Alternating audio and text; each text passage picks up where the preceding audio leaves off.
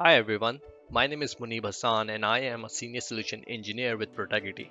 Today I'm going to be talking about how you can protect your sensitive data assets on S3 bucket using Protegrity's data protection platform. Protegrity provides various different methods for data protection. For example, for data at rest, encryption can be used, which can be AES 256-bit encryption along with format preserving encryption. Data tokenization, which is Protegrity's patented vaultless method for tokenization, can also be used, which does not require a lookup table between the original values and the tokenized values. And hashing, which is a one-way irreversible data protection method. For data in use, data masking, anonymization, and synthetic data can be used for data protection. Anonymization and synthetic data generation are very useful tools for your machine learning and AI initiatives. For the sake of today's discussion, we will be focusing on data tokenization. Protegrity helps with data enablement by maximizing business opportunities while mitigating the risks. Using Protegrity, enterprises can lower operational costs, achieve competitive advantage, and gain access to data while being compliant with the regulations such as GDPR and CCPA.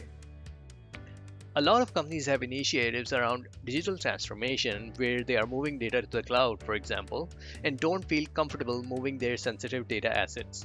Enterprises leverage Protegrity to protect their sensitive data and perform move to the cloud without the worry of exposing sensitive data out in the open.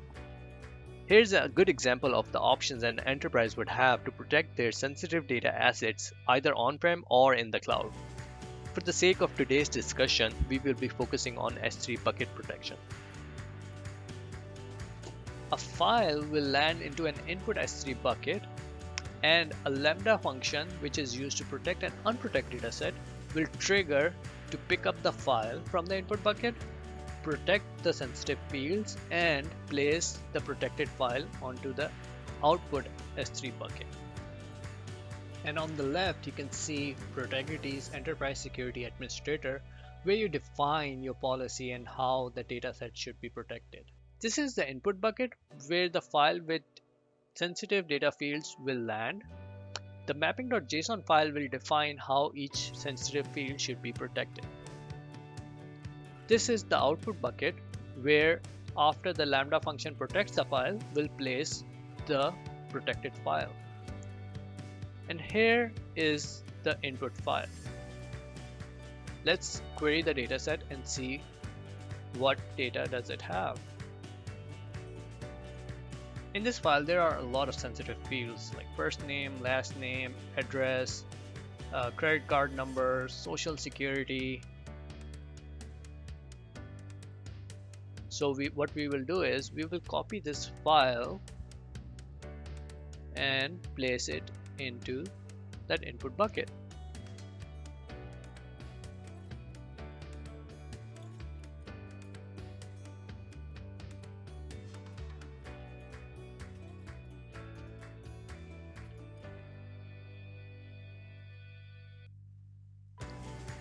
Once copied, it would take very short amount of time for it to be processed, and it's already done. And let's go over to the output bucket and see the result.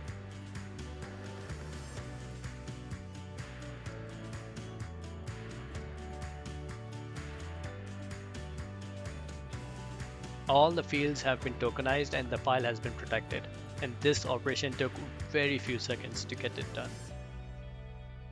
Now, just to summarize, today I showed you what different protection options are available with Protegrity, what value Protegrity adds for business critical use cases, and how data protection is done in the cloud on an S3 bucket. Thanks a lot for watching. If you have any questions, please feel free to reach out to me at munib.hassan@protegrity.com. Thanks. Bye.